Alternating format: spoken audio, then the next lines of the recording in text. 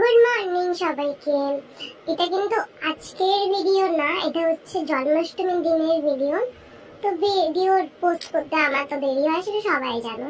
তো তাই তোমরা এখন দেখো, সেদিনের ওয়েদারটা কিন্তু ভীষণ ভালো ছিল, মানে বৃষ্টি বৃষ্টি একটা ওয়েদার, বেশ ভালো লাগছিল।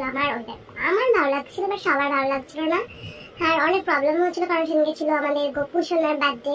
তো অনেক কিছু আমার মানে বাজার টাজার যেতে গেলে অনেক প্রবলেম হচ্ছিল, বাট আমার ভীষণ ভালো লাগছিল। তারপরে গপুকে আমরা গুড মর্নিং বলে এসে স্নানটা সেরে নিলাম। তারপর চলে আসলাম ঠাকুর ঘরে। এখানে আমি একটু আলপনা দেব, আর সবাই হচ্ছে কি গপু শোনার জন্য রান্না বান্না সমস্ত কিছু করছে, পুজোর জোগাড় টোগাড়। আর এখানে আমি আলপনা দিচ্ছি। তো আমি কিন্তু আলপনা দিতে সেই রকম পারি না, ওই মোটামুটি আর কি চলে যায়, ওরকম একটা দিই। তো তারপর দেখো এখানে সবাই সব রকম কাজে ব্যস্ত, পুজোর সবাই জোগাড় করতে একদম মানে ব্যস্ত, আর কি বলবো।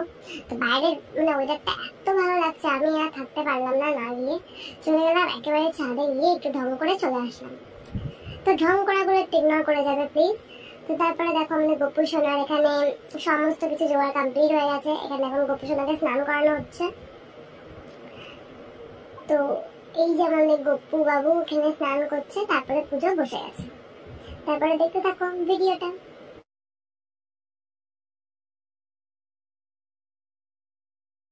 তারপরে এখানে পুজো হয়ে গেল কমপ্লিট। তারপরে এখানে প্রসাদ দিয়ে দেওয়া হলো সবাইকে, এবং প্রসাদ খেয়ে আমরা তো একটু ঢং করছিলাম ঘরের মধ্যে। তারপরে অনেক লোকজন এসেছিল, সেই কোনো ক্লিপই আমি নিইনি, কারণ কি প্রচন্ড আলসে যাকে বলে, আমি ল্যাটখোর মানুষ। পুজো শেষ, তো আমি গিয়ে শুয়ে পড়েছি। তারপরে এখানে খাওয়া দাওয়া সেরে নিয়েছি, এবং তারপরে এখানে আমাদের গপু সোনাকে অনেক অনেক অনেক চকলেট দিয়েছে সবাই। সেখান থেকে আমাদের কাকিমা দিল, সেটা আমরা রাত্রেবেলা শুয়ে শুয়ে খাচ্ছিলাম আর করছিলাম। তারপরে আমরা সমস্ত ভাই বোন মিলে এক জায়গায় শুয়ে পড়লাম। এইটুকু ভিডিওটা, বাই বাই।